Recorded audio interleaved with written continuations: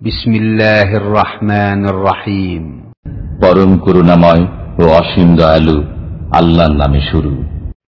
ومن أحسن قولا ممن دعا إلى الله وعمل صالحا وقال إنني من المسلمين।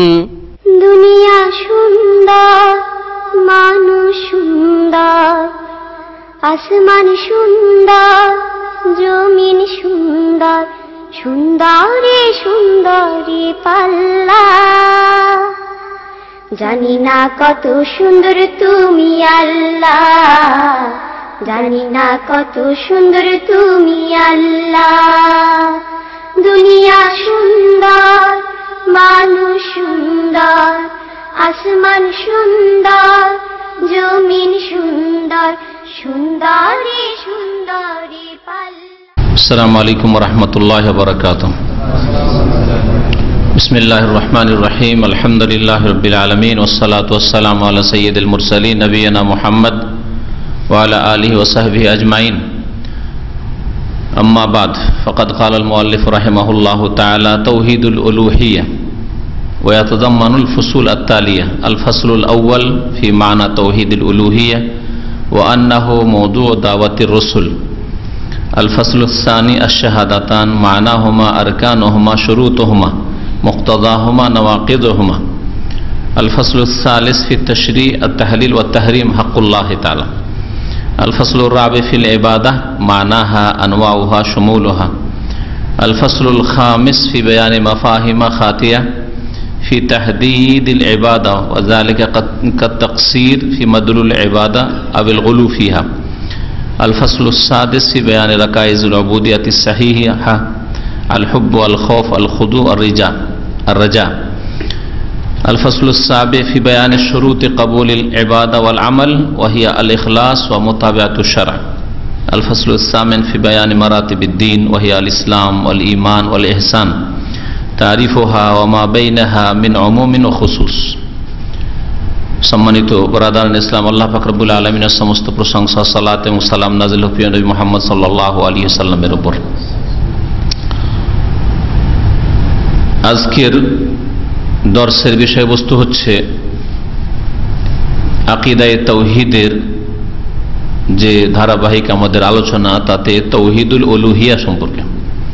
তাওহীদুল উলূহিয়ার অপর নাম তাওহীদুল ইবাদা।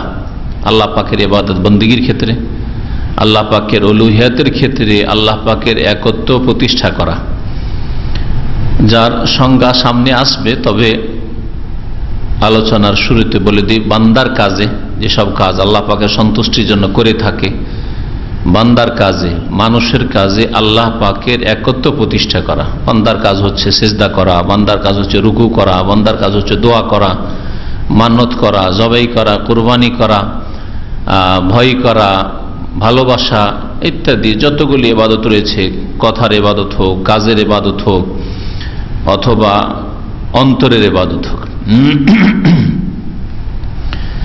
লেখক বলছেন তাওহীদুল উলূহিয়া, এই হচ্ছে তাওহীদুল উলূহিয়া, মানে আল্লাহ পাকের উলূহিয়াত মানে হচ্ছে ইবাদত, ইবাদতের ক্ষেত্রে তাওহীদ।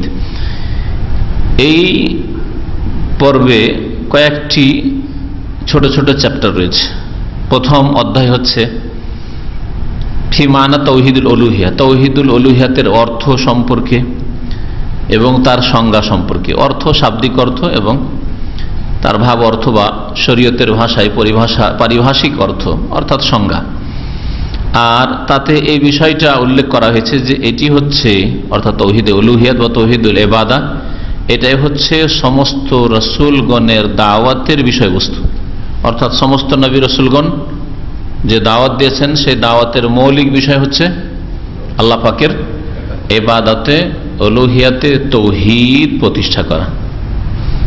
আল্লাহ পাকের ইবাদতে যাতে করে কোনো ভেজাল না থাকে, যা নিয়ে মুশরিকদের সাথে দ্বন্দ্ব। আল্লাহ পাকের রুবুবিয়তের ক্ষেত্রে, প্রভুত্বের ক্ষেত্রে মুশরিকদের সাথে দ্বন্দ্ব ছিল না। তারা আল্লাহ পাকের সৃষ্টিকর্তা, রব, রিজিক দাতা এসব মানত।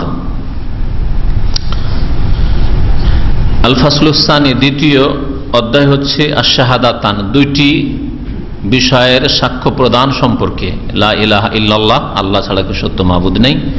আর দ্বিতীয় সাক্ষ্য প্রদান হচ্ছে মুহাম্মাদুন রাসূলুল্লাহ, মুহাম্মদ সাল্লাল্লাহু আলাইহি ওয়াসাল্লাম আল্লাহ পাকের রাসূল। এই দুটি সাক্ষী প্রত্যেক মুসলিমকে মুসলিম হওয়ার জন্য বা কোনো অমুসলিম যদি ইসলাম গ্রহণ করতে চাই তার জন্য আবশ্যক যে অন্তরে বিশ্বাসের পরে এই দুটো বাক্যের সাক্ষ্য প্রদান করবে।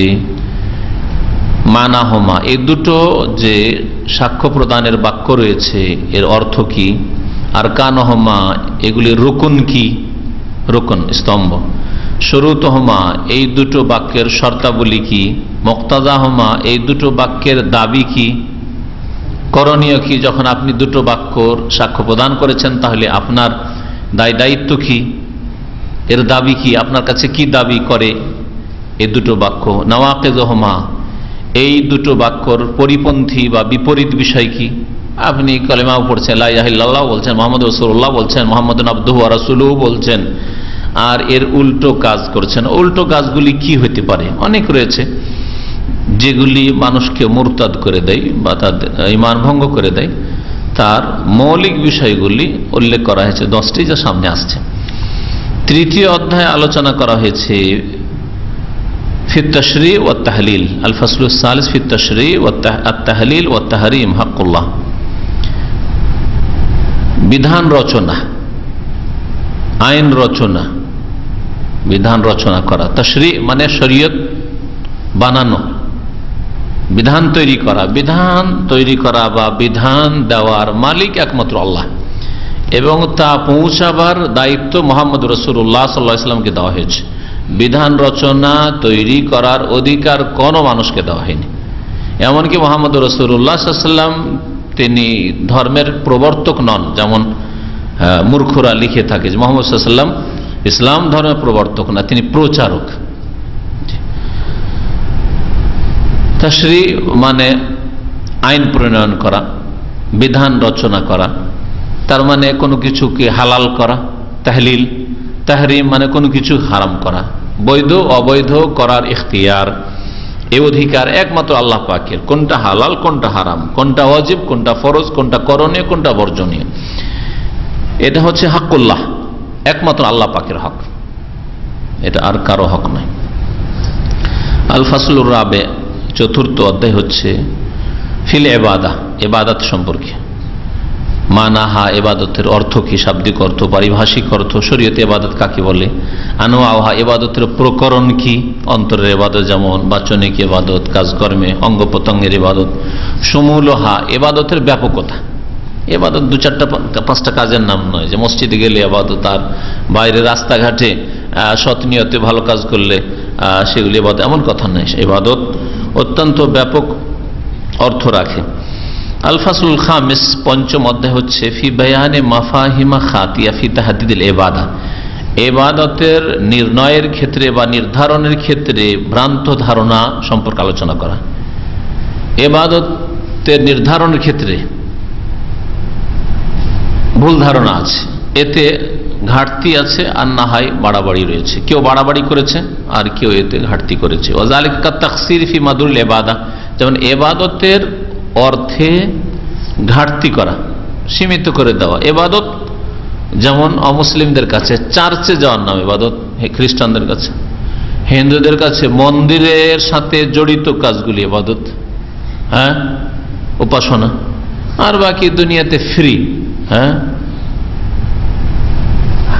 ব্যবসা বাণিজ্য, সুদ, ঘুষ, ওখানে ইবাদত নেই, ও ধর্মকর্ম নেই। ধর্ম শুধু মন্দিরে আর চার্চে গির্জাতে সীমিত। কিন্তু ইসলামে ইবাদতের অর্থ এর চাইতে প্রশস্ত রয়েছে, এত সংকীর্ণ নয়।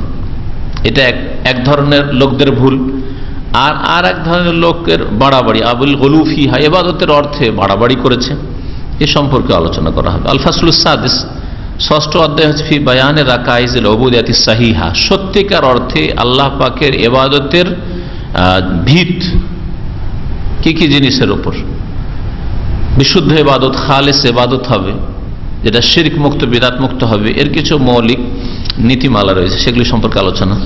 যেমন ইবাদতে আপনার সত্যিকার ভালোবাসা হওয়া উচিত, ভয় হওয়া উচিত, আল খুজু বিনয় থাকা, রাজা আশা, এইসব ইবাদত যেগুলি সম্পর্কে অনেকে ধারণা রাখে না, এগুলি অন্তরের ইবাদত। আল ফাসলুস সাবে, সপ্তম অধ্যায় হচ্ছে বয়ানে শুরুতে কবুলিল ইবাদা ওয়াল আমাল, ইবাদত এবং আমল কবুল হওয়ার শর্তাবলী সম্পর্কে। আর তা হচ্ছে দুইটি, ইখলাস, নিষ্ঠার সাথে ইবাদত করা, মানে শিরক মুক্ত ইবাদত করা, একমাত্র আল্লাহর জন্য করা, ও মুতাবিআতুশ শারআ, আর শরীয়তের অনুসরণ করা, অর্থাৎ নবী করিম সাল্লাল্লাহু আলাইহি ওয়াসাল্লামের আনিত পদ্ধতি মোতাবেক, পদ্ধতি অনুসারে ইবাদতগুলি সম্পাদন করা। না হলে ইবাদত কবুল হবে না, না হলে আমল কবুল হবে না। আল ফাসলুস সামিন, অষ্টম অধ্যায় হচ্ছে ফি বায়ানি মারাতিবিদ দ্বীন, দ্বীন ইসলামের স্তর সমূহ সম্পর্কে। প্রথম স্তর হচ্ছে ইসলাম, দ্বিতীয় স্তর হচ্ছে ঈমান, তৃতীয় স্তর হচ্ছে ইহসান। এই তিনটি বিষয়ের সংজ্ঞা, তারিফ, ওয়া মা বাইনাহুম মিন উমুমিন ওয়া খুসুস, আর এগুলির মাঝে যে সম্পর্ক রয়েছে, পারস্পরিক সম্পর্ক, কোনটায় ব্যাপকতা রয়েছে। ঈমান ইসলামে পার্থক্য কি? আলাদা আলাদা জিনিস না, একটা অন্যটার মধ্যে ঢুকে রয়েছে, একটা বললে অন্যটা আসবে ওতে। এই বিষয়গুলি আলোচনা করা হবে। আজকের বিষয়বস্তু হচ্ছে প্রথম অধ্যায় সম্পর্কে, যে সম্পর্কে বলা হয়েছে যে তাওহীদে উলুহিয়াতের অর্থ, তাওহীদে উলুহিয়াত মানে কি, আর এই তাওহীদে উলুহিয়াত হচ্ছে সমস্ত রাসূলগণের দাওয়াতের বিষয়বস্তু। সমস্ত রাসূলগণ আকীদা, ইবাদত, আখলাক সবকিছুর শিক্ষা দিয়েছেন, কিন্তু মৌলিক বিষয় ছিল তাদের তাওহীদ, আল্লাহ পাকের একত্ব, আল্লাহ পাকের তাওহীদ কেন্দ্রিক একত্বকে ভিত্তি করেই সমস্ত আখলাক আমলের শিক্ষা দেওয়া হয়েছে। শুধু আখলাক চরিত্র শিখানো হইল, কিন্তু তাওহীদই নেই।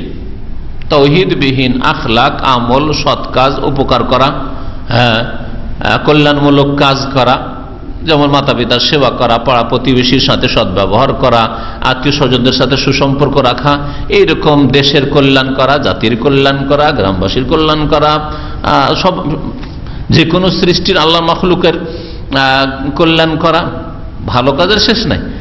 কিন্তু সবগুলির মৌলিক বিষয় হচ্ছে তাওহীদ, আল্লাহর তাওহীদ ভিত্তিক, আল্লাহ এক ও একক, এই বিষয়ের উপর ভিত্তি করে এটা যেন আপনার ঠিক থাকে, তারপরে আপনি ওর উপর ঘর নির্মাণ করবেন।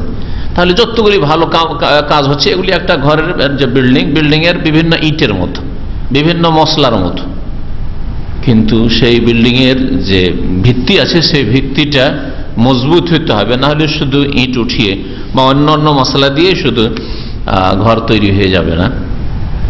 আর সেটা হচ্ছে তাওহীদে উলুহিয়াত। তাওহীদুল উলুহিয়া, আল উলুহিয়া হিয়াল ইবাদা, আল্লাহ পাকের উলুহিয়াতের ক্ষেত্রে একত্ব, মানে উলুহিয়াতই হচ্ছে ইবাদত। তার মানে যেটা বললাম যে তাওহীদে উলুহিয়াতের অপর নাম হচ্ছে তাওহীদুল ইবাদা, ইবাদতের ক্ষেত্রে তাওহীদ, আল্লাহ পাকের একত্ব। এর সংজ্ঞা কি? ওয়া তাওহীদুল উলুহিয়া হুয়া ইফরাদুল্লাহ তাআলা বিআফআলিল ইবাদ আল্লাতী ইয়াফআলুনাহা আলা ওয়াজহি তাকাররুব আল মাশরূ। তাওহীদে উলুহিয়াত বা তাওহীদে ইবাদা হচ্ছে আল্লাহ পাক রব্বুল আলামিনের একত্ব প্রতিষ্ঠা করা, ইফরাদুল্লাহ তাআলা, মহান আল্লাহর একত্ব প্রতিষ্ঠা করা, কায়েম করা, বেআফালিল ইবাদ, বান্দার কাজে কর্মে, বান্দার কাজগুলিতে। আমি বান্দা, আমার কাজে তাওহীদ থাকতে হবে। আপনি বান্দা আল্লাহ পাকের, প্রত্যেক মানুষ আল্লাহ পাকের বান্দা, প্রত্যেক জিন আল্লাহ পাকের বান্দা। মানুষ এবং জিনকে আল্লাহ পাক তার ইবাদতের জন্য সৃষ্টি করেছেন, সুতরাং বান্দার কাজে তাওহীদ থাকতে হবে, ইফরাদুল্লাহ, আল্লাহকে এক ও একক হিসাবে মেনে নেওয়া, স্বীকার করা, অন্তরে মেনে নেওয়া, কথায় স্বীকার করা, কাজে পরিণত করা। বান্দার ওই সব কাজে আল্লাতী, যেই কাজগুলিকে সম্পাদন করে থাকে, ইয়াফআলুনাহা করে থাকে, আলা ওয়াজহি তাকাররুব আল মাশরূ, আল্লাহর নৈকট্য লাভের উদ্দেশ্যে, শরীয়ত মোতাবেক, আল্লাহর নৈকট্য লাভের শরীয়ত মোতাবেক যে কাজগুলি করে থাকে, সেই কাজগুলি আল্লাহর জন্য খাস করা। তাহলে এতে প্রথম কথা যে আল্লাহর জন্য এই কাজগুলি খাস করা, বান্দার কাজ যেগুলি নৈকট্য লাভের জন্য করছেন, আল্লাহর সান্নিধ্য লাভ করতে চান, যে কাজগুলি করেছেন সেগুলি কার জন্য হইতে হবে? একমাত্র আল্লাহর জন্য, ইফরাদুল্লাহ, একমাত্র আল্লাহর জন্য হইতে হবে। আর আল মাশরু সেটা শরীয়তের পদ্ধতি মোতাবেক হইতে হবে, অর্থাৎ নবী করিম সাল্লাল্লাহু আলাইহি ওয়াসাল্লাম যেই পদ্ধতিতে কাজগুলি করেছেন ওই পদ্ধতিতে হইতে হবে। তাহলে এখানেও ইবাদত বা আমল কবুল হওয়ার দুটোই শর্ত সংজ্ঞাতে মজুদ আছে। যেমন জিকির আজকারের একটা উদাহরণ দিলে বুঝতে পারবে, কারণ জিকিরের ক্ষেত্রে বিদআতটা খুব স্পষ্ট আমাদের দেশে। জিকির হয়তো আল্লাহরই করছে, সুবহানাল্লাহ, আলহামদুলিল্লাহ, আল্লাহ আল্লাহর জিকির করছে, কিন্তু জিকিরটা কি হইতে হবে? মাশরু, শরীয়ত মোতাবেক হইতে হবে। শরীয়ত মোতাবেক জিকির নবী করিম সাল্লাল্লাহু আলাইহি সাল্লামের হচ্ছে পূর্ণাঙ্গ বাক্য দিয়ে জিকির, সুবহানাল্লাহ, আলহামদুলিল্লাহ, লা ইলাহা ইল্লাল্লাহ, আল্লাহু আকবার, লা হাওলা ওয়ালা কুওয়াতা ইল্লা বিল্লাহ, ঠিক না? সুবহানাল্লাহি ওয়া বিহামদিহি সুবহানাল্লাহিল আযীম। কিন্তু শুধু মুফরাদ একটা শব্দের জিকির, আল্লাহু আল্লাহু আল্লাহু, ইয়া রহমান ইয়া রহমান, ইয়া রহিম ইয়া রহিম, ইয়া মালিক ইয়া মালিক, ইয়া কুদ্দুস ইয়া কুদ্দুস, এসব জিকির আছে না নেই আমাদের দেশে? এটা মাশরু না, শরীয়ত সম্মত নয়। নবী করিম সাল্লাল্লাহু আলাইহি ওয়াসাল্লাম এই জিকির নিয়ে আসেননি, অসম্পন্ন। হে রহিম হে রহিম, ইয়া রহিম মানে কি? হে রহমান হে রহমান। আরে রহমান বলছো কি চাও বলো? বোকা বোকা বান্দা, কিছু বলতে জানে না। হ্যাঁ, যেমন মায়ের সামনে যদি ছেলে এইরকম করে ইয়া মা মা মা গো মা গো, কিছু অঞ্চল আছে মা গো বলো, তাই না? মা গো মা গো মা গো, 2-3বারের বেশি শুনতে বিরক্ত লাগে মাকে, অথচ কত মিষ্টি কথা মনে হচ্ছে মা গোটা। হ্যাঁ, 1বার 2বার 3বারের বেশি শুনতে বিরক্ত লাগে। কি বলছিস বল, না হলে দিবে ট্রেনের চড় একবার, ঠিক না? তো আল্লাহ পাকেরও আযাবের চড় আছে। এই বেদাতি জিকিরের জন্য এত বালা মুসিবত বিদাতি দেশগুলিতে। শরীয়ত মোতাবেক জিকিরটা হইতে হবে।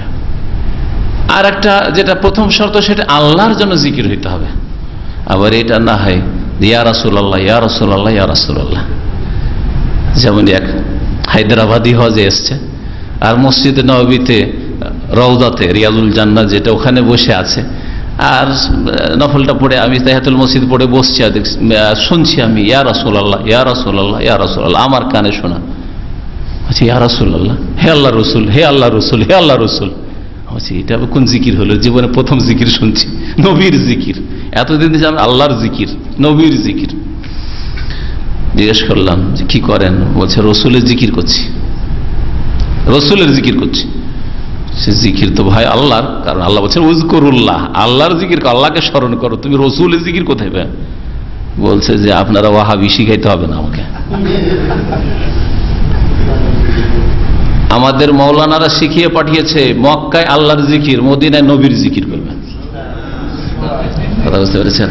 তাহলে কোনো অবাস্তব কথা বলছি না, যে মন গড়া কারো সম্পর্কে আলোচনা, কাল্পনিক আলোচনা করছি। তাহলে কি হয়ে গেল? ইফরাদুল্লাহ থাকলো না, ইবাদতে আল্লাহর একত্বই থাকলো না, শিরক হয়ে গেল। আর আল্লাহু ইয়া রহমান ও ইয়া রহিম ও ইয়া মালিক ও ইয়া কুদ্দুসুর জিকির, এটা আল্লাহর জিকির হইলেও রসুলের তরিকায় হলো না, ওই জন্য বেদাতি জিকির, বেদাতি জিকির সম্মিলিত। হয়তো লা ইলাহা ইল্লাল্লাহর জিকির করছেন, শব্দের জিকিরটা সুন্নত, লা ইলাহা ইল্লাল্লাহ, আল্লাহু আকবারের জিকির করছেন, সুবহানাল্লাহ বলছেন, আলহামদুলিল্লাহ বলছেন। হ্যাঁ, ইউনূস আলাইহিস সালামের দোয়া পড়ছেন, লা ইলাহা ইল্লা আনতা সুবহানাকা ইন্নী কুনতু মিনাজ জালিমিন, কিন্তু বিশেষ তরিকে ফর্মালিটি সুর করে মহব্বতের সাথে একটু জিকির করুন, লা ইলাহা ইল্লাল্লাহ লা ইলাহা ইল্লাল্লাহ, এই জিকির শুরু হয়ে গেল। কি বলবেন এই জিকিরকে? তাওহীদ থাকলো, সুন্নত নেই, বিদআতি জিকির আল্লাহ কবুল করবেন না, দ্বিতীয় শর্ত নেই। বুঝতে পেরেছেন? অথবা ইউনূস আলাইহিস সালামের জিকির, কিন্তু খতমে ইউনূস করছেন, বালা মুসিবত দূর করার জন্য কি করছেন? খতমে ইউনূস চলছে। খতমে ইউনূস কতবার করতে হবে? 1.25 লাখ পড়তে হবে। আর তার কি বুটের দানা না পাথর কি দিয়ে পড়তে হবে? তেঁতুলের দানা, সিমের দানা দিয়ে পড়তে হবে, সিমের দানা যা দিয়ে পড়ুক। বিদআতে এক কথা, 1.25 লাখের হিসাব, যে 1.25 লাখ পড়তে হবে। আল্লাহ নির্ধারণ করলেন না পরিমাণ, নবী নির্ধারণ করলেন না, আর আপনার নির্ধারণ করলেন যে খতমে ইউনূস মানেই 1.25 লাখ। বিদআত হইল। যদিও লা ইলাহা ইল্লা আনতা সুবহানাকা ইন্নী কুনতু মিনাজ জালিমিন কোরআনী দোয়া, ইউনূস আলাইহিস সালামের দোয়া, মাছের পেট থেকে আল্লাহ নাজাত দিয়েছেন, কিন্তু বিদআতের জন্য আল্লাহ আযাব দেবেন, দুনিয়া তো আযাব দেবেন, আখিরাতে আযাব দেবেন। বুঝতে পেরেছেন এবারে? তাহলে তাওহীদ আর সুন্নাত, শিরক আর বিদআত, এই চারটা জিনিস স্পষ্ট বুঝতে পারছে, তাই না? তাওহীদ থাকতে হবে, সুন্নাত থাকতে হবে, শিরক ছাড়তে হবে, বিদআত ছাড়তে হবে, আল্লাহর জন্য করতে হবে, রাসূলের তরিকা করতে হবে।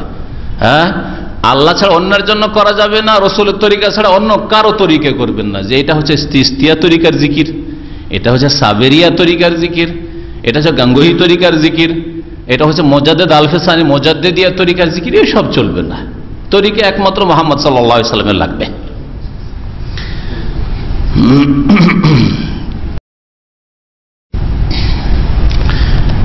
তাওহীদুল উলুহিয়ার এই সংজ্ঞাতে দুটোই জিনিস চলে এসছে, তাওহীদও এসছে আর মাশরু শরীয়ত সম্মত দিয়ে নবী করিম সাল্লাল্লাহু আলাইহি ওয়াসাল্লামের আদর্শ মোতাবেক সুন্নাত মোতাবেক এই কথাও চলে এসছে। কাদুয়া যেমন দোয়া, দোয়া ইবাদত, কিন্তু নবীর তরিকায় দোয়া হইতে হবে।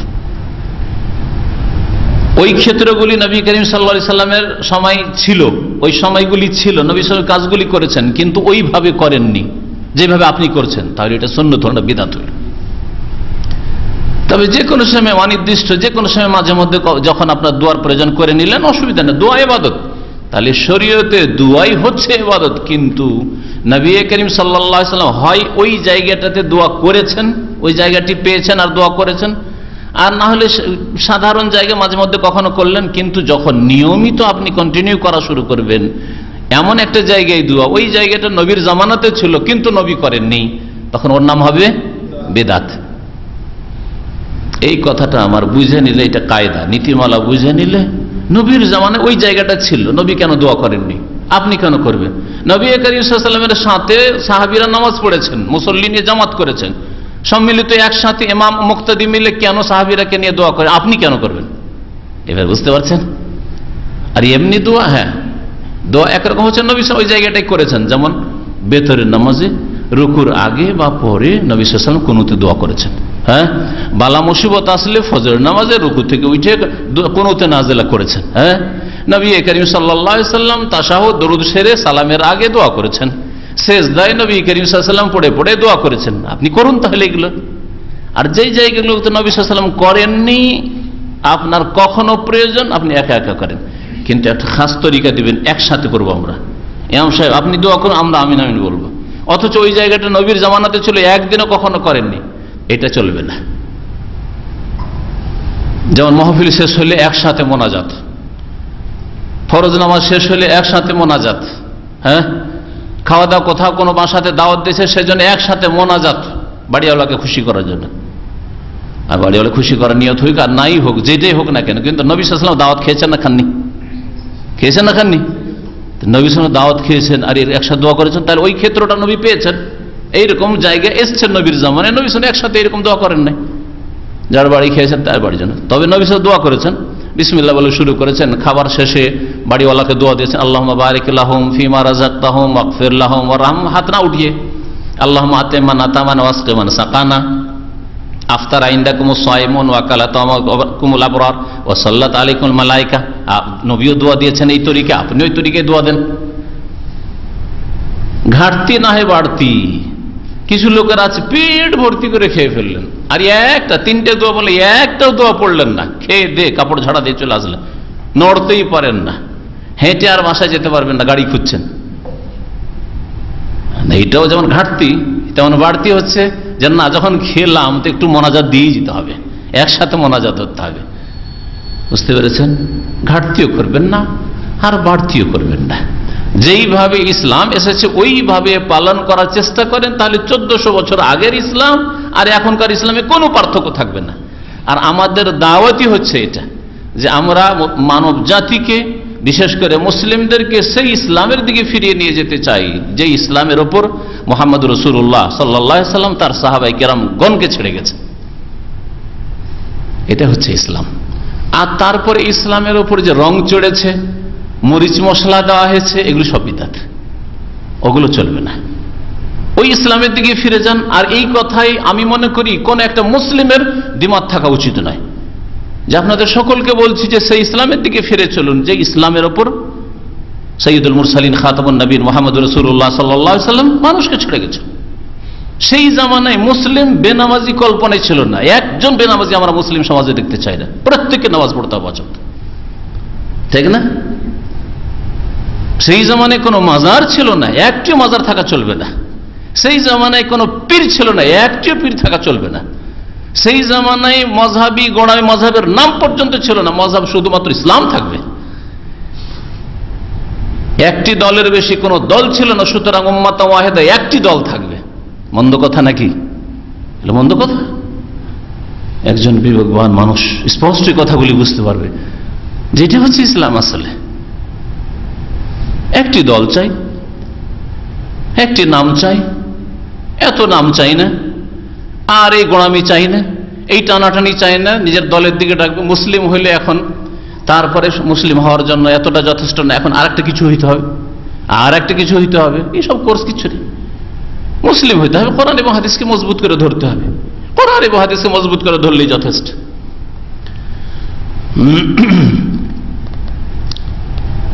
তাওহীদে উলুহিয়াত তাহলে বুঝলেন, এর সংজ্ঞা বলতে গিয়ে কথাগুলি বললাম।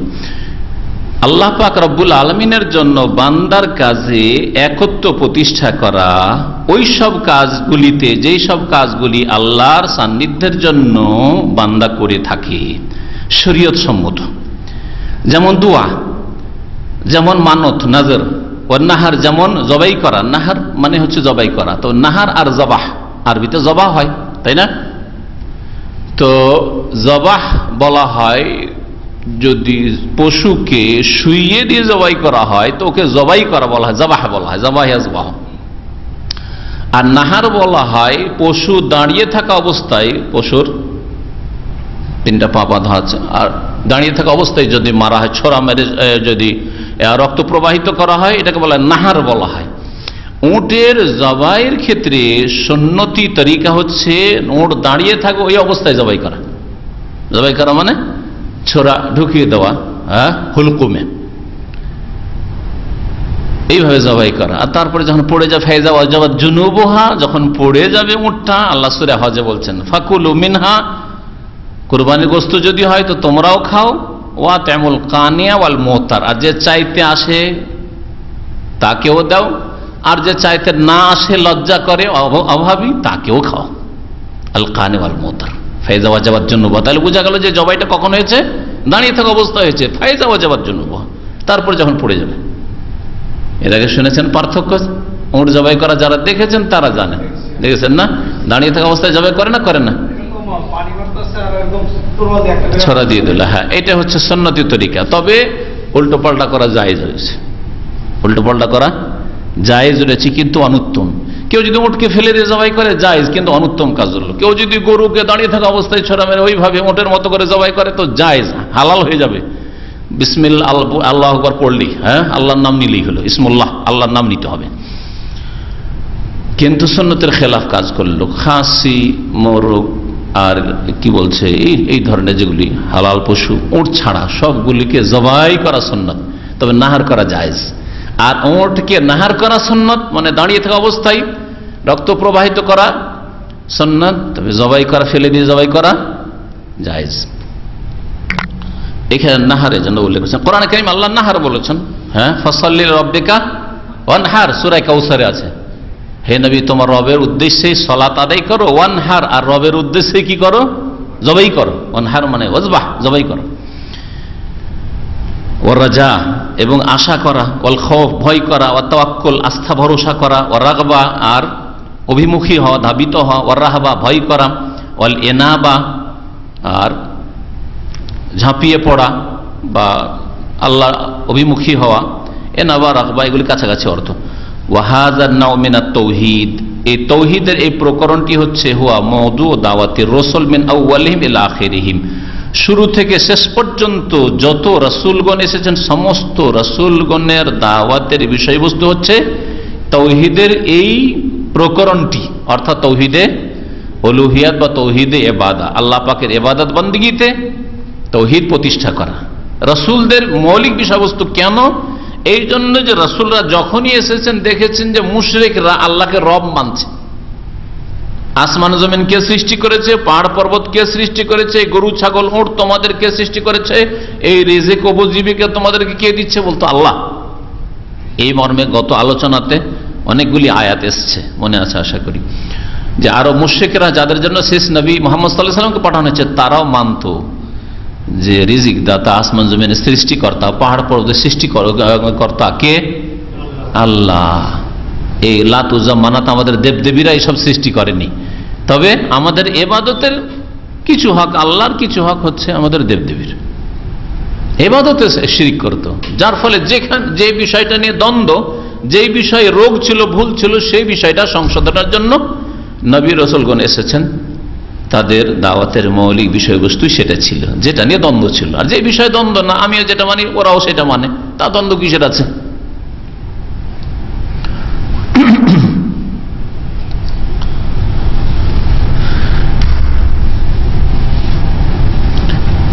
ইবাদতের যে প্রকরণগুলি এখানে বললেন, তার মধ্যে কিছু শারীরিক ইবাদত, দৈহিক ইবাদত, যেমন দোয়া করা, তাই না, মানত করা, মৌখিক ইবাদত, আর কর্মের ইবাদত, জবাই করা, কাজে কর্মে ইবাদতগুলি, ভয় আশা, হ্যাঁ, ভরসা, আস্থা ভরসা, আল্লাহ অভিমুখে হওয়া, মন প্রাণ আল্লাহর দিকে ঝাঁপিয়ে পড়ে, এগুলি সব অন্তরের ইবাদত। এগুলি অন্তরের ইবাদত, এগুলি আল্লাহর ওপর হইতে হবে। আস্থা ভরসাতেও শিরক হইতে পারে। আপনার পুরোপুরি আস্থা যদি দুনিয়ার যে সোর্সগুলি আছে, মাধ্যমগুলি আছে, ওর ওপর যদি হয়, যে কোনো ক্ষেত্রে টাকার বলে আপনি চলছেন, হ্যাঁ, নেতার বলে আপনি চলছেন, চাকরির বলে আপনি চলছেন, এইরকম কথা যারা বলে অথবা মনে করে, মুখে প্রকাশ না করলেও আসলে মনে ওগুলি কথা আছে, সবকিছু তার আশা ভরসা হচ্ছে তার চাকরি, তাহলে এগুলি শিরক, অন্তরে শিরক। কখনো এরকম হওয়া উচিত নয়। গায়ে জোর আছে, এর উপর তার বল আছে, শিরক। নিজের উপর ভরসা করলো, সে আল্লাহর উপর তাওয়াক্কুল করলো না। কিন্তু আল্লাহ পাক যে দুনিয়ার ক্ষমতাগুলি দিয়েছেন সেগুলিকে ব্যবহারও করতে হবে, আর মনের আস্থা ভরসা কার উপর হইতে হবে? একমাত্র আল্লাহর উপর। আল্লাহ যদি না করেন, আমি গায়ের বল দিয়ে কিছুই করতে পারবো না। আল্লাহ যদি আমাকে তৌফিক না দেন, আমার চাকরি দিয়ে কিছুই করতে পারবো না। আল্লাহ যদি তৌফিক না দেন, তো আমার টাকা পয়সা দিয়ে কিছুই হবে না। আল্লাহ যদি আমার ছেলেকে অমুক ইউনিভার্সিটি ডাক্তারিতে অমুকে তোমাকে কবুল নাই করেন, ইউনিভার্সিটিতে না কবুল করেন, তাহলে হ্যাঁ, আমার এই চেষ্টা দিয়ে আর আমার এত পরিচিতি দিয়ে, সোর্স দিয়ে কিচ্ছু হবে না। এটা হচ্ছে তাওয়াক্কুল। আসলে কর্ম করেন, কর্মহীনতার নাম তাওয়াক্কুল না। কাজকর্ম করবেন না, আল্লাহ ভরসা, এটাও ভুল। আবার কর্ম করতে হবে আর আল্লাহর ভরসা রাখতে হবে। তো এইগুলি হচ্ছে ইবাদত, সবগুলিকে বুঝতে হবে। এইরকম আরো বেশ কিছু ইবাদত রয়েছে, সবগুলিকে এখানে গণনা করানো হয়নি। মহান আল্লাহ ইরশাদ করেছেন, ওয়ালাকাদ বাআসনা ফি কুল্লি উম্মাতিন রাসূলা। সমস্ত রাসূলগণের দাওয়াতের মৌলিক বস্তু যে তাওহীদ ইবাদত ছিল, এর দলিল হিসাবে দুটি আয়াত এখানে পেশ করেছেন। প্রথম আয়াত আল্লাহ ইরশাদ করেছেন, নিঃসন্দেহে আমি প্রেরণ করেছি প্রত্যেক জাতিতে একজন করে রাসূল। আনি আবুদুল্লাহ, এই কথা নিয়ে, এই মর্মে, এই উদ্দেশ্যে যে তারা প্রচার করে দেবে, তাদেরকে আমি বলেছি। যেমন এখানে উজ্জ আছে যে বলো তোমরা, হে নবীরা বলো, আনি আবুদুল্লাহ, যে হে মানুষ তোমরা আল্লাহ পাকের ইবাদত করো, ওয়াজতানিবুত তাগুত, আর তাগুত থেকে বেঁচে থাকো। আল্লাহর ইবাদত করো আর তাগুত থেকে, মানে আল্লাহ ছাড়া অন্য থেকে বেঁচে থাকো। এটা হচ্ছে লা ইলাহা ইল্লাল্লাহর অর্থ। লা ইলাহা নেই কেউ ইল্লাল্লাহ, একমাত্র আল্লাহ ছাড়া। তাহলে আল্লাহর ইবাদত করো ইল্লাল্লাহ, আর আল্লাহ ছাড়া কেউ নেই। ওয়াজতানিবুত তাগুত মানে অন্যগুলিকে অস্বীকার করো, লা বলো সেগুলিকে, না আর কেউ নেই, আর কাউকে আমার ইবাদত দিতে পারি না। ওয়াকাল তাআলা, মহান আল্লাহ আর ইরশাদ করেছেন, এই আয়াতটি হচ্ছে কোন সূরার বলতে পারেন? সূরা নাহল, আয়াত নম্বর 36। ওয়াকাল তাআলা, মহান আল্লাহ ইরশাদ করেন, ওমা আরসালনা মিন ক্বাবলিকা মিন রাসূলিন ইল্লা নূহি ইলাইহি আন্নাহু লা ইলাহা ইল্লা আনা ফা'বুদুন। ওমা আরসালনা মিন ক্বাবলিক, হে নবী তোমার পূর্বে আমি এমন কোন রাসূল পাঠাইনি। মিন ক্বাবলিকা মিন রাসূলিন, তোমার পূর্বে এমন কোন রাসূল পাঠাইনি। ইল্লা নূহি ইলাইহি, যাকে আমি ওহী করিনি। অর্থাৎ প্রত্যেক নবীকে যে পাঠিয়েছি তাকে ওহী করেছি। কি বলে ওহী করেছি? আন্নাহু লা ইলাহা, যে আল্লাহ ছাড়া কেউ ইলাহ নেই, ইল্লা আনা, লা ইলাহা, কোন ইলাহ নেই, ইল্লা আনা, আমার ছাড়া। আমার ছাড়া কোন ইলাহ, লা ইলাহা ইল্লা আনা মানে লা ইলাহা ইল্লাল্লাহ, তাই না? লা ইলাহা ইল্লা আনা, আমি ছাড়া কেউ ইলাহ নেই আল্লাহ বলছেন, তার মানে লা ইলাহা ইল্লাল্লাহ, আল্লাহ ছাড়া কেউ ইলাহ নেই। ফাবুদুন, যখন আল্লাহ ছাড়া কেউ ইলাহ নেই, আর ইলাহ মানে মাবুদ, সুতরাং ইবাদত কার করবে? ফাবুদুন, সুতরাং আমারই ইবাদত করো। ফাবুদুনি ছিল, এজন্য নুনের নিচে জের কাসরা আছে না? আসলে ছিল ফাবুদুনি, ইয়াটাকে হযফ উজ্জ করে দেওয়া হয়েছে, যার প্রমাণ স্বরূপ নুনের নিচে জের রেখে দেওয়া হয়েছে, ফাবুদুনি। আর না হলে লেখা নুন তো প্রয়োজনই নেই, আমরের সেগা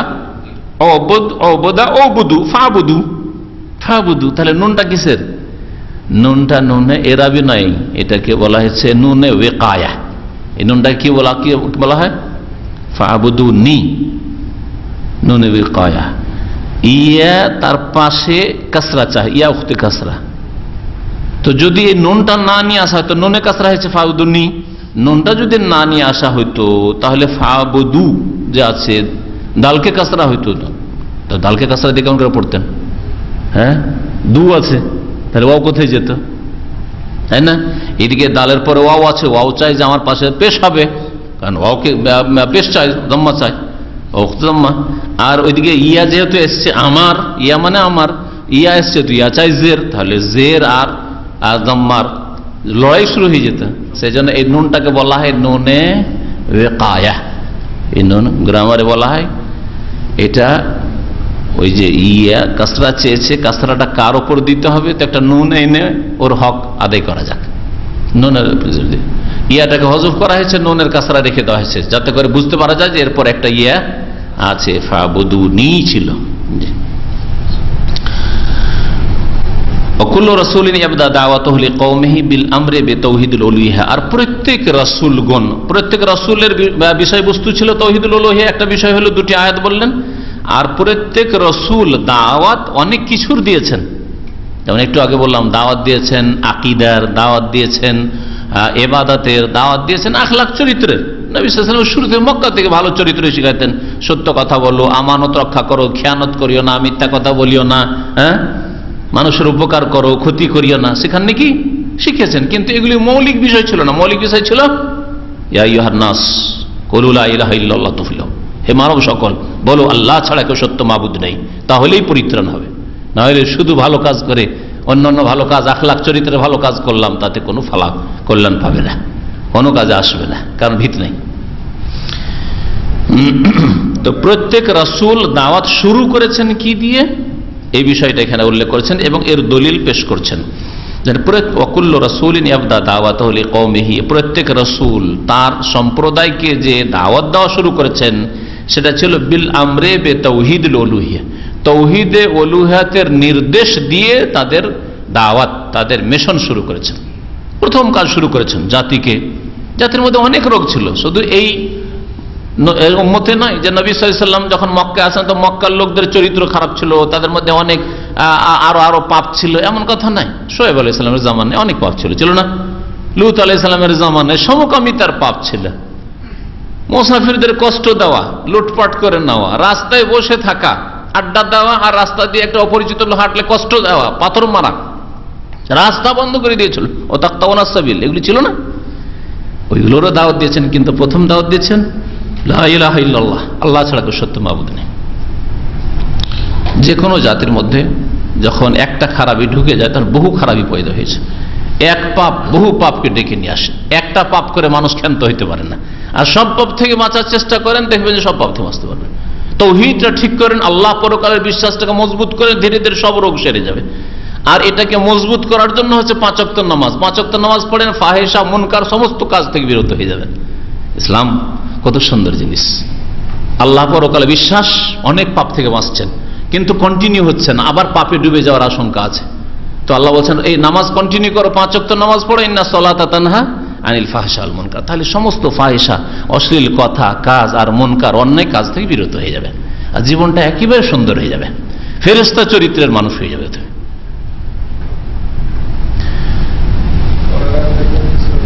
হ্যাঁ, পরের আয়াতটা ঠিক, পরের আয়াত হচ্ছে সূরা আম্বিয়ার সূরা আম্বিয়ার আয়াত নম্বর 25, ওমা আরসালনা মিন ক্বাবলিকা মির রাসূলিন ইল্লা নূহি ইলাইহি আন্নাহু লা ইলাহা ইল্লা আনা ফাবুদুন।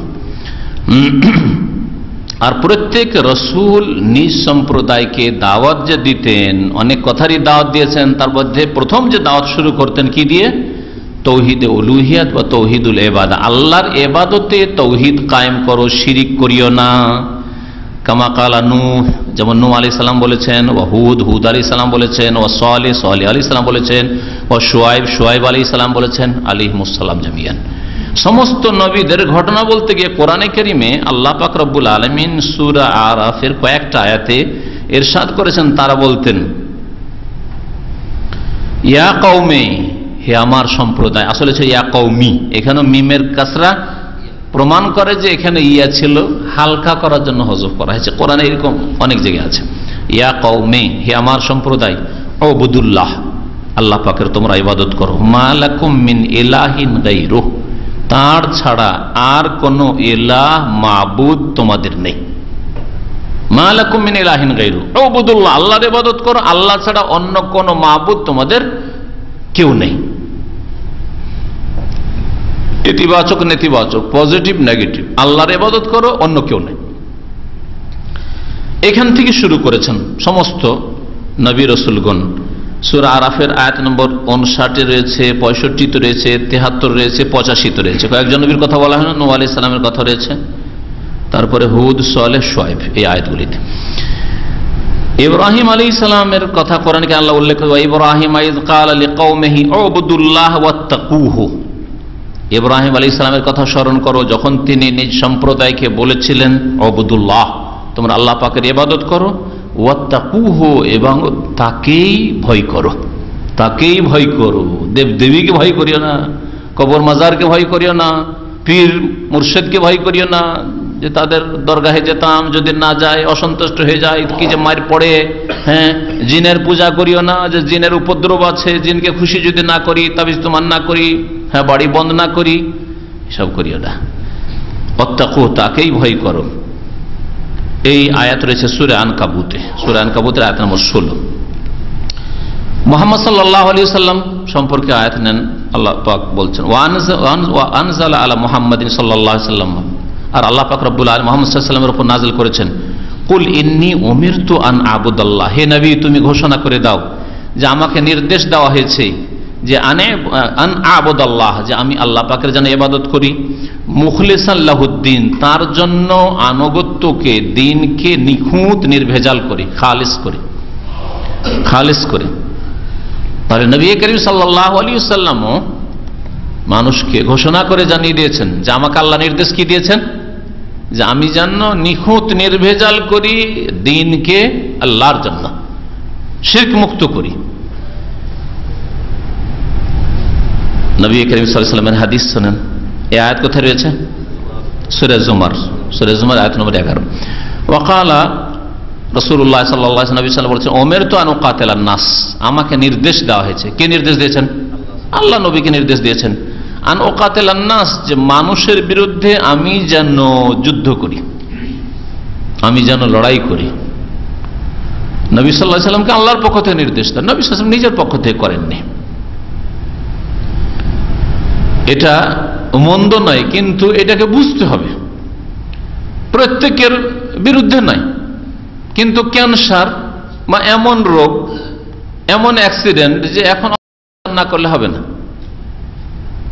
তাহলে যে ডাক্তারদের চিফ, হ্যাঁ ডিপার্টমেন্টের প্রধান, সে ডাক্তার নির্দেশ দিচ্ছে এই রোগীর অস্ত্রোপচার করতে হবে, তো কি ডাক্তার অপরাধী না? অপরাধী?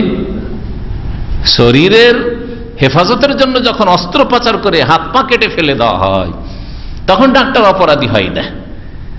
আর মানব সমাজের ক্যান্সার দূর করার জন্য আরো বড় বড় রোগ রয়েছে, যেই রোগগুলি আর দিন ইসলামের ঔষধ বড়ি দিয়ে, হ্যাঁ, আর ভালো পথ্য দিয়ে, ভালো খাবার দিয়ে আর রোগগুলি ভালো করা গেল না, তখন আল্লাহ পাকের নির্দেশ, যিনি আহকামুল হাকিমিন, ডাক্তারদের ডাক্তার, তিনি নির্দেশ দিয়েছেন যে কাতিলুল্লাযিনা লা ইউমিনুনা বিল্লাহি ওয়ালা বিল ইয়াউমিল আখির। এইরকম যাদের ক্যান্সার হয়ে গেছে, এমন রোগ হয়ে গেছে যে আর অস্ত্র ব্যবহার না করে কি হবে না? কোনো চিকিৎসা নেই। ওষুধ বড়ি দিয়ে কাজ হবে না, ওয়াজ উপদেশ দিয়ে কাজ হবে না, কোরআন দিয়ে হবে না, এখন সুলতান লাগবে।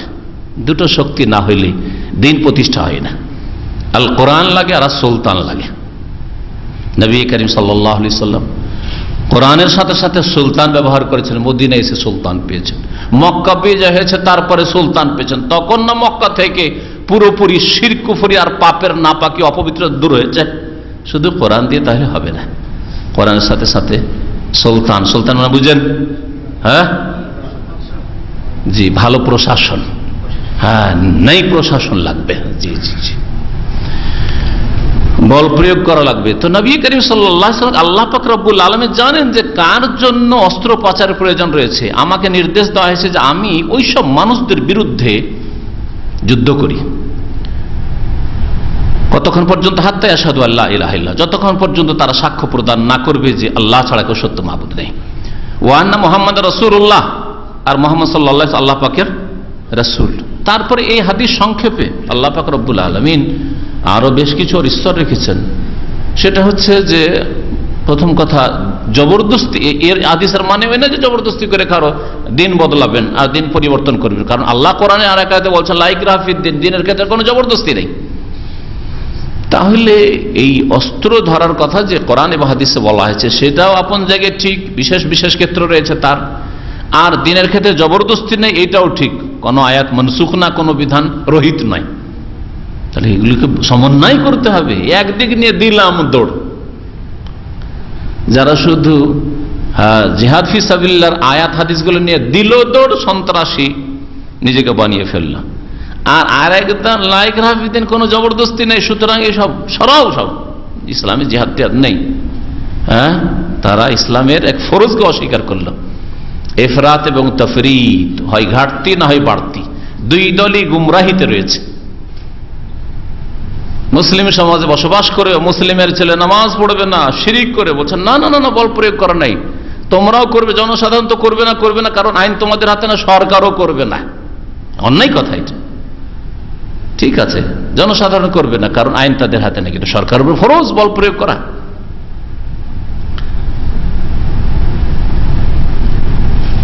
বিভিন্ন স্তর আছে। যদি মিলেমিশে থাকতে চাই, কম্প্রোমাইজ করে, হ্যাঁ মিলেমিশে থাকতে চাই, ঠিক আছে। যারা স্বাধীনভাবে ইসলাম মানতে চায়, লা ইলাহা ইল্লাল্লাহ মানতে চায়, মুহাম্মদুর রাসূলুল্লাহ মানতে চায়, রাস্তায় কোন রকমের বাধা সৃষ্টি করব না, একটা ইটও রাখবো না রাস্তায়, স্বাধীনভাবে মানতে চায়, তাহলে জিহাদ এই অস্ত্র ধরা নেই। তাহলে যদি বাধা সৃষ্টি করে, একজন সত্যকে বুঝতে পেরেছে তারপর ইসলামের দিকে আসছে, না আসতে দেবে না তাকে। পর্দা করতে চায়, পর্দা করতে দেবে না তাকে, না, তাহলে এই তো অপারেশন করতে হবে। এ তো ক্যান্সার হয়ে গেছে, নিজেও পর্দা করবে না, পর্দা করতেও দেবে না, তাহলে তো অপারেশন লাগবে।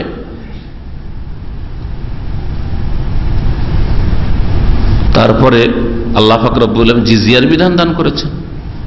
নিরাপদ, লা ইলাহা ইল্লাল্লাহ না পড়ে নিরাপদ বসবাস করা যেতে পারে মুসলিম সমাজে, মুসলিম দেশে। জিজিয়া দাও, আল্লাহ বলছে হাত্তা ইউতুল জিজিয়া আন ইয়াদিন ওয়া হুম সাগিরুন। তাহলে এই নাই যে কালিমা পড়লো না সেই জন্য একবারে অস্ত্র ধরে নিতে হবে, এটা আসলে সংক্ষিপ্ত কথা, রাস্তায় বাধা সৃষ্টি করে না। নবী করিম সাল্লাল্লাহু আলাইহি ওয়াসাল্লাম মদিনা আসার পর ইহুদিদের সাথে সমঝোতা করে সুলহ সন্ধি করে থাকেননি। তারপরে নবী সাল্লাল্লাহু আলাইহি ওয়াসাল্লাম চুক্তি ভঙ্গ করেছে না তারা চুক্তি ভঙ্গ করেছে? তারা চুক্তি ভঙ্গ করেছে। তারা যদি চুক্তিকে ঠিক রাখতো কখনো নবী সাল্লাল্লাহু আলাইহি ওয়াসাল্লাম এরকম চুক্তি ভঙ্গ করতেন না। কম্প্রোমাইজ আছে, ঠিক আছে থাকো, কিন্তু না, তারা ভিতরে তারা ষড়যন্ত্র শুরু করলো যে মুহাম্মদকে মারতে হবে। একজনকে দেওয়ালের উপর উঠিয়ে দিল, নবী সাল্লাল্লাহু আলাইহি ওয়াসাল্লামকে এনে বসালো যে আপনি একটু বিচার করে দেন। নিচে বসিয়েছে এখানে দেওয়ালের পাশে, আর পিছন দিক থেকে এক শয়তানকে উঠিয়ে দিয়েছে, একটা বড় পাথর ফেলে মেরেই দাও। কত বড় শয়তানি! তাহলে অপারেশন করতে হবে। নবী সাল্লাল্লাহু তখন অপারেশন করেছেন, তখন বিতাড়িত করেছেন মদিনা থেকে এদেরকে। আর এক ঘটনা, কাইনুকা কি করলো? আরে মুসলিম মহিলা স্বর্ণকার ছিল, এই কাইনুকার ইহুদিরা এদের বাজারে গিয়েছে কেনাকাটার করার জন্য, আর মহিলা বসে একটু দেখাশোনা, অলংকার কিনবে, দেখাশোনা করছে। ওর মতো মহিলার কাপড়কে কোথায় একটা বেঁধে দিয়েছে। কাপড় কেমন করে বেঁধে, মহিলা যখন দাঁড়িয়েছে কাপড় খুলে গেছে। আউযুবিল্লাহ, মুসলিম মহিলাকে উলঙ্গ করে দিয়েছে। অপারেশন লাগবে না? লাগবে না? দিন পালনে বাধা, তাহলে পর্দা করতে বাধা সৃষ্টি করেছে। এই একটা অহদি চরিত্র। কোন স্কুলে, কোন কলেজে, কোন ইউনিভার্সিটিতে, কোন প্রতিষ্ঠানে, কোন অফিসে যদি পর্দা করতে নিষেধ করে, এটা বানু কাইনুকার ইহুদিদের চরিত্র। এদের গুরু হচ্ছে ইহুদিরা, যাদেরকে নবী করিম সাল্লাল্লাহু আলাইহি ওয়াসাল্লাম বিতাড়িত করেছে, যাদের জন্য বল প্রয়োগ করা হয়েছে, মদিনা থেকে তাদেরকে তাড়িয়ে দেওয়া হয়েছে। জি, এরা মুসলিম দেশে বসবাসের অধিকার রাখে না, মুসলিম দেশে বসবাসের অধিকার এরা রাখে না। ভালো করে শুনে রাখেন, দলিল বলছি। বলেন দেখি, যদি একটা মুসলিম মহিলার এরকম ইজ্জত নিয়ে খেলা করে, তাহলে কি করা উচিত তার? তারপরে নবী সাল্লাল্লাহু আলাইহি ওয়াসাল্লাম তাদেরকে মারেননি, চলে যাও এখান থেকে, তাড়িয়ে দিয়েছেন মদিনা থেকে। তৃতীয়, কুরাইজার অপরাধ, সমঝোতা করে আছে, মদিনার উপর যদি আক্রমণ হয় তাহলে আমরা সবাই মিলে মদিনার হেফাজত করব, আপনার মুসলিমরা, আমরা ইহুদিরা সকলেই করব। ওয়াদা, চুক্তি, এর উপর সন্ধি হয়ে আছে। আর এইভাবে বসবাস করছেন রাসূলুল্লাহ সাল্লাল্লাহু আলাইহি ওয়াসাল্লাম। চারিদিক থেকে আরব মুশরিক গোত্ররা যখন ঝাঁপিয়ে পড়লো, ঘেরাও করলো মদিনা, পরীক্ষা খন্দকের যুদ্ধ শুরু হলো। এই কুরাইজারা ভিতরে এরাই ডেকে নিয়ে এসছে, প্রথম কথা ডেকে নিয়ে এসছে, আসো তোমরা চারিদিক থেকে আসো, ঘেরাও করো মদিনাকে, মুসলিমদেরকে, আমরা ভিতরে আছি, তোমার জন্য মদিনার ফাটক খুলে দেবো, আর আমরা ভিতর থেকে সাহায্য করবো, তোমরা বাইরে থেকে মারবে, আমরা ভিতর থেকে মারবো। এই এমন মারাত্মক ষড়যন্ত্র করেছিল, যার ফলে আল্লাহ পাকের নির্দেশ সূরা আহজাবে তাদের জন্য শক্ত নির্দেশ যে এদের যুবকদেরকে রাখা চলবে, এদের জন্য জবরদস্ত অপারেশন লাগবে, এদের অপারেশন ভালো মতো অপারেশন হইতে হবে। যেমন ক্যান্সার যদি হয়, এখান থেকে কেটে ফেলতে হবে, আরে না হলে রাখা যাবে না, চলে আসবে ভাইরাস, তাই না? কিন্তু না, একটা ফোড়া হয়েছে, ক্যান্সার না ফোড়া হয়েছে, কাটতে হবে, ঠিক আছে, একটু, অথবা একটু কেটে গোস্ত কেটে ফেলে দিয়ে আবার এটা পূরণ হয়ে যাবে। তাহলে যেমন শরীরের রোগের আরোগ্যের জন্য, রোগ ভালো করার জন্য বিভিন্ন রকমের অপারেশন রয়েছে, নবী করিম সাল্লাল্লাহু আলাইহি ওয়াসাল্লাম আল্লাহর হুকুমে এরকম বিভিন্ন রকম অপারেশন করেছেন। হালকা অপারেশনে রোগ ভালো হয়ে যায় তো বড় অপারেশন করেন নাই, বড় অপারেশনে যদি প্রয়োজন হয় তো হালকা করে সবাই রোগ ভালো হবে না। আশা করি আপনারা এই বিষয়টা বুঝতে পারছেন, তাই না? তো এই হাদিসটা এইভাবে বুঝতে হবে। নবী করিম সাল্লাল্লাহু আলাইহি ওয়াসাল্লাম বলছেন, ওমর তো আমাকে আল্লাহ পাক নির্দেশ দিয়েছেন, আন উকাতিলান নাস, মানুষের বিরুদ্ধে আমি সশস্ত্র লড়াই করব, জিহাদ করব, যতক্ষণ পর্যন্ত তারা লা ইলাহা ইল্লাল্লাহ শাহাদাত না দেবে, ওয়া আন্না মুহাম্মাদুর রাসূলুল্লাহ, আর মুহাম্মদ সাল্লাল্লাহু আল্লাহ পাকের রাসূল। কিন্তু কথা সংক্ষেপে, তার আগে জিজিয়া আছে, তার আগে আছে যে সুলহ সন্ধি যদি করে থাকতে চায়, আর যদি বিস্তার না করে, একটা লোক গরিব মানুষ মুসলিম হইতে আসছে, আর নেতারা দাদাগিরি করছে, হ্যাঁ, গরিব মহিলা পর্দা করতে চায়, এটা ধার্মিক মহিলা তার বা একটা পরিবার পর্দা করতে চায়, পর্দা করে স্কুল কলেজ মাদ্রাসা আসতে চায়, আসতে দেবে না, তাহলে এদের অপারেশনের প্রয়োজন রয়েছে, আল্লাহ পাক যদি তৌফিক দেয়। কিন্তু কোনো ব্যক্তির হাতে ছেড়ে দেওয়া হয়নি, এটা মুসলিম সরকারের উপর ফরজ। আবার বলছি, এটা কার উপর ফরজ? মুসলিম সরকারের ফরজ। যদি আদায় না করে, তারা রব্বুল আলামিনের কাছে জবাব দেবে। কিন্তু তাই বলে কোনো মুফতি ফতুয়া দিয়ে রাস্তায় নেমে যাবে, কোনো আলেম নেমে যাবে, কোনো নেতা মানে সাধারণ কোনো মানুষ নেমে যাবে না। আউয়ালু ওয়াজিবিন আলাল মুকাল্লাফ শাহাদাতু আল্লা ইলাহা ইল্লাল্লাহ ওয়াল আমালু বিহা, আর যেই ব্যক্তির উপর শরীয়তের দায়িত্বভার অর্পণ করা হয়েছে, তার উপর প্রথম ফরজ, যাকে আল্লাহ পাক শরীয়তের ভার দিয়েছেন যে তোমাকে দিন মেনে চলতে হবে। কাকে? সাবালক মানুষকে, প্রত্যেক মানুষকে। মানুষ মানেনি, মুসলিম মেনেছে, তাই না? প্রত্যেক মানুষকে। আর জিনকে, জিন হচ্ছে মুকাল্লাফ আর মানুষ হচ্ছে মুকাল্লাফ, মানে আল্লাহর পক্ষ থেকে তাকে শরীয়তের দায়িত্ব দেওয়া হয়েছে, দিনের বিধিবিধান মেনে চলতে হবে। যা বিশ্বাস করতে বলা হয়েছে বিশ্বাস করতে হবে, যা ইবাদত হিসাবে পালন করতে বলা হয়েছে পালন করবে, আর যে আখলাক চরিত্র গঠন করতে বলা হয়েছে সেভাবে গঠন করবে। এ হচ্ছে মুকাল্লাফের কাজ, মানে যাকে আল্লাহ পাক শরীয়তের দায়িত্ব দিয়েছেন। প্রথম ফরজ কাজ কি? শাহাদাতু আল্লা ইলাহা ইল্লাল্লাহ, লা ইলাহা ইল্লাল্লাহ, সাক্ষ্য প্রদান করা আল্লাহ ছাড়া কেউ সত্য মাবুদ নেই, এই কথার সাক্ষ্য প্রদান করা। ওয়াল আমালু বিহা, আর সেই মোতাবেক কর্ম করা। এমন নয় যে লা ইলাহা ইল্লাল্লাহর সাক্ষী তো দিনে 100 লাখবার, হ্যাঁ, কিন্তু 12 মাসে 13 পূজার মতো আবার ওরসের শেষ নেই। শুধু শাহজালাল কবরে 3 ওরস, সারা জীবনীতে লিখেছে। ওরস মানে মৃত্যু দিবস, সুফিদের ভাষায়, বন্ডদের ভাষায়, তাই না? তারে মরেছে তো বছরে একটা দিনে, না না 3 দিনে মরেছে? একটা দিনে মারা গেছে, তাই না? তো একদিন ওরস হইতো, আর ওরস আবার অনুষ্ঠান করে, এটা আবার কোথায় আছে? ওটা তো পরের কথা। কিন্তু মারা গেছে একটা দিনে, আর বছরে ওরস লাগে কয়টা? 3টা। কারণ এক ওরসে পেট ভরে না বিনা পুঁজির ব্যবসায়ীদের। এক ওরসে কোটি কোটি টাকা কালেকশন হয়, তো 2-4 কোটি 5 কোটিতে তো হয় না, তো অনেক টাকার দরকার। পেট তো হয়ে গেছে জাহান্নাম, হারাম খেয়ে খেয়ে। বুঝতে পেরেছেন? এই জন্য এক মাজারে 3 বার ওরস লাগে। তো এত লাখে লাখে লা ইলাহা ইল্লাল্লাহর সাক্ষী দেওয়া, পাঠ করা, আর তাকে নাকচ করা, আল্লাহ ছাড়া অন্যকে সেজদা করে অন্যের কাছে চেয়ে মাজারে পাওয়া যায়, রোগ ভালো হয়, বালা মুসিবত দূর হয়, ছেলে মেয়ে পাওয়া যায়, মনের কামনা বাসনা পূরণ হয়, তাহলে সেই ব্যক্তি নিজেই তো লা ইলাহা ইল্লাল্লাহকে লাথি মেরে দিল, অস্বীকার করলো। এই জন্য সেই ব্যক্তি ইসলাম থেকে বেরিয়ে পড়লো। আল্লাহ তাআলা মহান। এই জন্য ওয়াল আমালু বিহা, আমলও করতে হবে। লা ইলাহা ইল্লাল্লাহ পড়ার জিনিস না, শুধু লা ইলাহা ইল্লাল্লাহ সাক্ষী দিতে হবে, আর কি করতে হবে? ওয়াল আমালু বিহা, এই কলেমার প্রতি আমল করতে হবে, এটাকে কাজে পরিণত করতে হবে। মহান আল্লাহ ইরশাদ করছেন, ফাআলাম আন্নাহু লা ইলাহা ইল্লাল্লাহ, জেনে রাখো হে নবী মুহাম্মদ সাল্লাল্লাহু আলাইহি সাল্লাম, সরাসরি নবীকে বলা হয়েছে, আর পরোক্ষভাবে যেন প্রত্যেক বান্দাকে, প্রত্যেক মানুষ এবং জিনকে বলা হয়েছে। ফাআলাম, হে আব্দুল্লাহ, হে আব্দুর রহমান, হে জিন, হে ইনসান, জানো, শিখো, আন্নাহু লা ইলাহা ইল্লাল্লাহ, আল্লাহ ছাড়া কেউ সত্য মাবুদ নেই। ব্যাস, ওয়াস্তাগফির লিযামবিক, আর তোমার যে ভুল ভ্রান্তি হচ্ছে তার জন্য আল্লাহর কাছে ক্ষমা তলব করো, মার্জনা কামনা করো। তো কর্ম করো, আল্লাহ বলেছেন না? কর্ম, এই কর্ম বোঝানো হচ্ছে ইস্তেগফার দিয়ে, কর্ম বোঝানো। ইস্তেগফার একটা কর্ম, এইরকম আল্লাহ অনেক কর্মের কথা বলে, 5 ওয়াক্ত সালাত, মাহে রমজানের সিয়াম, যাকাত, হজ, উমরা, হিজাব, পর্দা ইত্যাদি।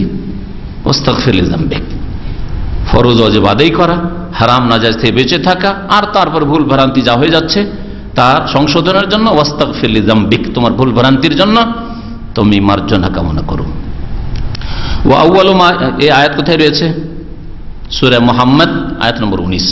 ওয়া আউয়ালু মা ইউমারু বিহি মান ইউরিদু দুখুলা ফিল ইসলাম, আর এই কালেমা তাইয়্যিবা, তাওহীদের উলুহিয়াতের কালেমা, যেই ব্যক্তি ইসলামে প্রবেশ করতে চাইবে তাকে প্রথম এর নির্দেশ দেওয়া হবে।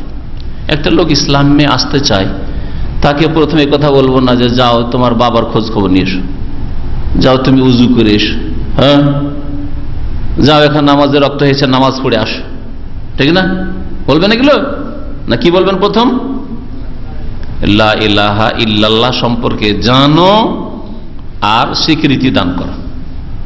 তাই লা ইলাহা ইল্লাল্লাহ সম্পর্কে জানানোর জন্য আমাদের যেটা তরিকা সৌদি আরবে, আলহামদুলিল্লাহ, যে ইসলামের যে 5টি স্তম্ভ রয়েছে আরকানুল ইসলাম, ইমানের যে 6টি স্তম্ভ রয়েছে আরকানুল ইমান, এই 5 আর 6 11টি বিষয়ের এক্সপ্লেন করে দেওয়া, ব্যাখ্যা বিশ্লেষণ করে দেওয়া। ইমান মানে বিশ্বাস, এই 6টা জিনিসকে বিশ্বাস করতে হবে। ইসলাম মানে সারেন্ডার করা, আত্মসমর্পণ করা, মানে এই 5টা জিনিস মানার মাধ্যমে আল্লাহ পাক রব্বুল আলামিনের সামনে আপনি আত্মসমর্পণ করার স্বীকৃতি দান করলেন। আর তার প্রথমটি হচ্ছে আশহাদু আল্লা ইলাহা ইল্লাল্লাহ ওয়া আশহাদু আন্না মুহাম্মাদান আবদুহু ওয়া রাসূলুহু। এই জন্য যেই ব্যক্তি ইসলামে প্রবেশ করতে চাইবে তাকে সর্বপ্রথম নির্দেশ দেওয়া হবে লা ইলাহা ইল্লাল্লাহ পড়ার। অন্তরে বিশ্বাস আছে না আছে, অন্তরের বিষয়টা আল্লাহর উপর ছেড়ে দেবো। তাকে ইমানের 6টি স্তম্ভ বলে দিয়ে আল্লাহর উপর ছেড়ে দেবো। ভিতরের কথা জানি না, তোমার বিশ্বাস আছে নাকি দুনিয়ার কোনো গরজ ইসলাম কবুল করতে এসছো, পুলিশে কাস্টডিতে আছো বা জেলে আছো, সেই জন্য তুমি মনে করছো যে হয়তো সাজা শাস্তি হালকা হয় নাকি, সেটা তোমার ব্যাপার। রমজান মাস আসছে, হসপিটাল, সরকারি চাকরি বা এমনি চাকরিতে 8 ঘন্টা জায়গায় 6 ঘন্টা হালকা, 2 ঘন্টা ডিউটি হালকা করার জন্য তো ইসলাম কবুল করছো, কি উদ্দেশ্যে করছো, এটা ভিতর আমাদের খোঁজ খবর কোনো প্রয়োজন করে না। আমাদের প্রথম কথা হচ্ছে যে সাক্ষী দিতে হবে বুঝে সুঝে, যে আশহাদু, আমি সাক্ষী দিচ্ছি যে আল্লাহ ছাড়া কেউ সত্য মাবুদ নেই, লা ইলাহা ইল্লাল্লাহ, তাই না? ওয়া আশহাদু, আরো সাক্ষী দিচ্ছি যে আন্না মুহাম্মাদুর রাসূলুল্লাহ, আল্লাহ পাকের রাসূল, বান্দা এবং রাসূল, আবদুহু বলবো, রাসূলু। জি, আন-নুতকু বিশ-শাহাদাতাইন, দুটো যে সাক্ষ্য প্রদানের বাক্য রয়েছে, এই দুটোকে ভাষায় উচ্চারণ করা। নুতক মানে বলা, ভাষায়, কথাই বলতে হবে। যে মুসলিম হতে চাইবে কথাই বলবে, সে যদি বলে আমি কথাই বলবো না, না চলবে না। আমি অন্তরে বিশ্বাস করি, না চলবে না, মুখে প্রকাশ করতে হবে, স্বীকার করতে হবে।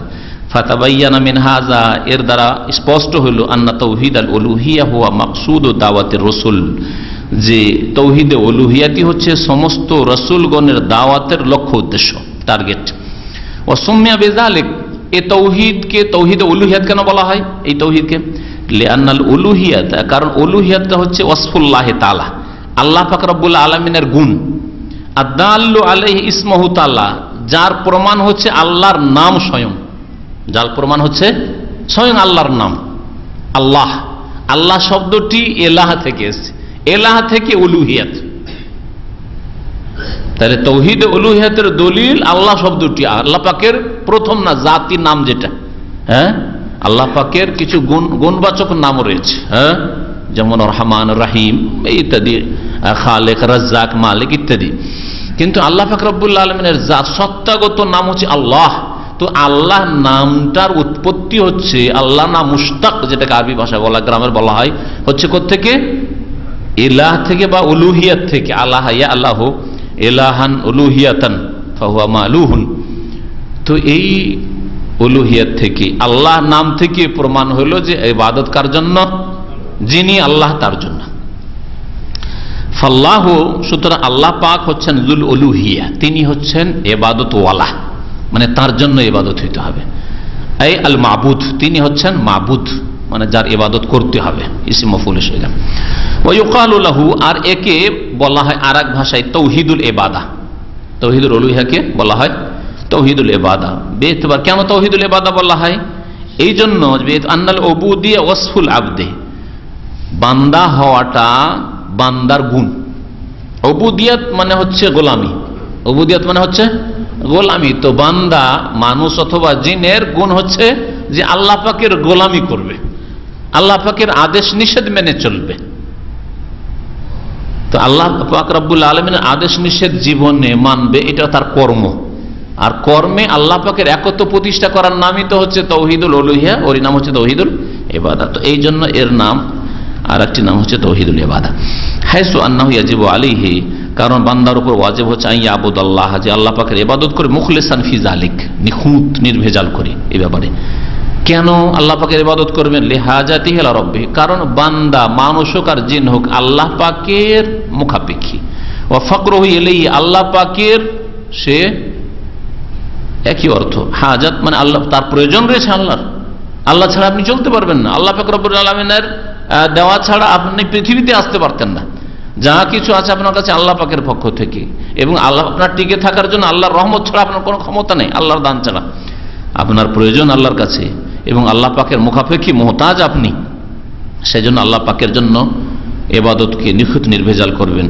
ইমাম ইবনে তাইমিয়া রাহমাতুল্লাহ আলাইহি, শাইখুল ইসলাম বলছেন, ওয়া আলাম, জেনে রাখো, আন্না ফাকরাল আবদি ইলাল্লাহ, বান্দা যে আল্লাহ পাকের মোহতাজ মুখাপেক্ষী, হ্যাঁ এর প্রমাণ হচ্ছে আন ইয়াবুদাহু, যে তার ইবাদত করবে, লা ইউশরিকু বিহি শাইআ, তার সাথে শিরক করবে না।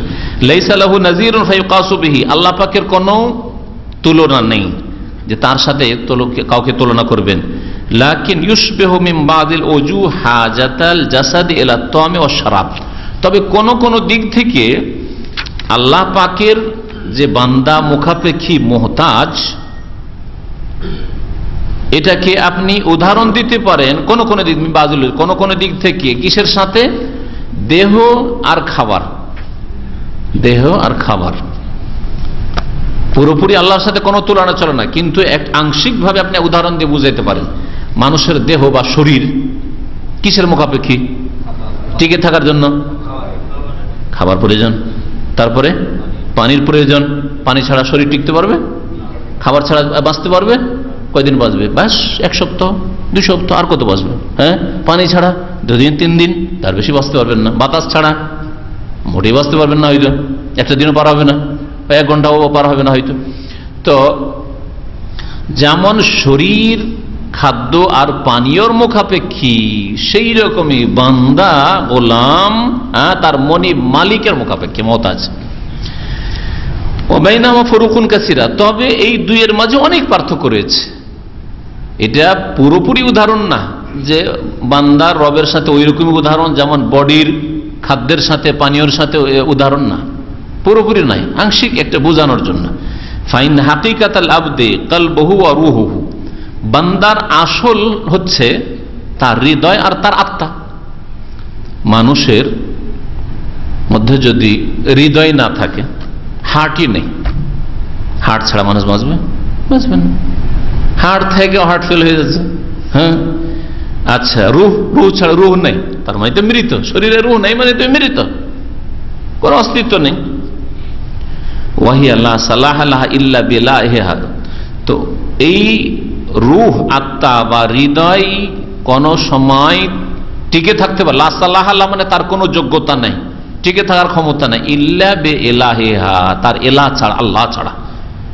যেই কলবে, যেই হৃদয় আল্লাহর স্থান নেই, যেই আত্মায় আল্লাহ পাকের প্রতি ঈমান নেই, সেই আত্মা আর তার কলব যে কত অশান্তিতে থাকে, যেটা মানুষ যখন মানুষের প্রকৃতি বিকৃত হয়ে যায় বুঝতে পারে না, কিন্তু অশান্তির জীবন কাটায়। অশান্তির জীবন। কিন্তু যার হৃদয় আল্লাহ পাকের প্রতি ঈমান দিয়ে আবাদ রয়েছে, যার রুহে আল্লাহ পাকের প্রতি বিশ্বাস ঈমান রয়েছে, সে যে কত শান্তি পায়, সে তার শান্তি সেই বুঝতে পারে।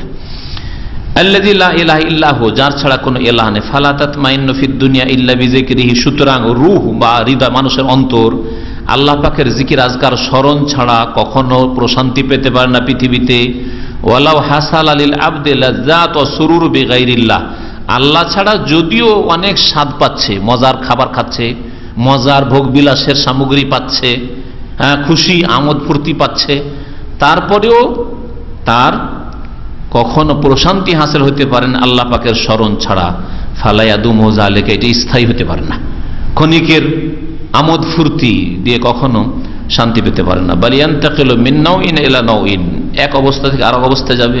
অমিন শাখসিন ইলা, এক ব্যক্তি থেকে আরেক ব্যক্তিতে। আম্মা ইলাহুহু, পক্ষান্তরে তার মাবুদ, ফালা বুদ্দা লাহু মিনহু ফি কুল্লি হাল, হৃদয়ের জন্য আর আত্মার জন্য সব সময় তার ইলাহ মাবুদ হওয়া আবশ্যক।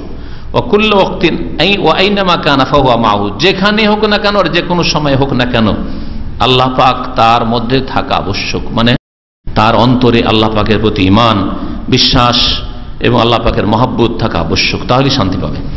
ওয়াকান হাযা নাও মিনাত তাওহীদ হুয়া মাওযু দাওয়াতির রাসূল, আর তাওহীদের এই প্রকরণটি হচ্ছে রাসূলগণের দাওয়াতের বিষয়বস্তু। লিআন্নাহুল আসাস, কারণ এটা হচ্ছে বুনিয়াদ, আল্লাযী তুবনা আলাইহি জামিউল আমাল, যার উপর সমস্ত আমলের বুনিয়াদ রাখা হইতে পারে। এগুলো ইট, কিন্তু নিচের ভিতটা হইতে হবে তাওহীদ, আল্লাহ পাকের একত্ব। ওয়াবিদুনে তাহাক্কুকিহি লা তাসিহু জামিউল আমাল, আর যদি তাওহীদই না থাকে, তাওহীদের বাস্তবায়ন না হয়, তাহলে কোন আমল শুদ্ধ হবে না। লা তাসিহু জামিউল আমাল, সমস্ত আমল বরবাদ হয়ে যাবে, ধ্বংস হয়ে যাবে। ফাইন্নাহু ইযা লাম ইয়াতাহাক্কাক, কারণ তাওহীদ প্রতিষ্ঠিত না হইলে হাসালা জিদ্দাহু, তাওহীদ নেই তার মানে তার বিপরীতটা আছে। কি আছে? দুটোর একটা থাকবে। তাওহীদ থাকলে শিরক থাকতে পারে না, শিরক থাকলে পার্টনার থাকলো, তার মানে একা নয়, তাই না?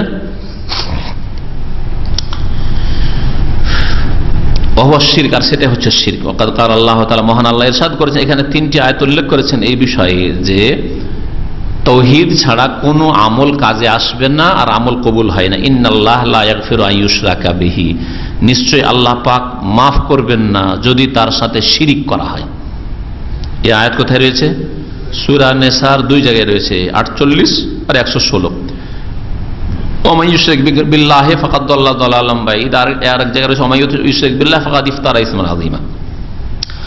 ওয়া ক্বালা তাআলা, মহান আল্লাহ ইরশাদ করেছে সূরা আনামে, ওয়ালাউ আশরাকু লাহাবিতা আনহুম মা কানু ইয়ামালুন, তারা যদি শিরক করে, 18 জন নবীর কথা আল্লাহ পাক উল্লেখ করে বলছেন, তারা যদি শিরক করে তাহলে তারা যে কোনো আমল করেছে সমস্ত আমল কি হয়ে যেত? তাদের বরবাদ হয়ে যেত, বিনষ্ট হয়ে যেত। সূরা আনামের আয়াত নম্বর 88। মহান আল্লাহ সূরা জুমারের আয়াত নম্বর 65 তে ইরশাদ করেছেন নবী সাল্লাল্লাহু আলাইহি সাল্লামকে সম্বোধন করে, লাইন আশরাকতা, হে নবী তুমিও যদি শিরক করো। আর তোমার পূর্বের নবীদেরকে ওহী করেছি, তার আগে আল্লাহ বলছেন ওয়ালাকাদ উহিয়া ইলাইকা ওয়া ইলাল লাযিনা মিন ক্বাবলিক, তোমাকে ওহী করে দিয়েছি আর তোমার পূর্বে যে সব নবীরা এসেছিল সমস্ত নবীকে ওহী করেছি।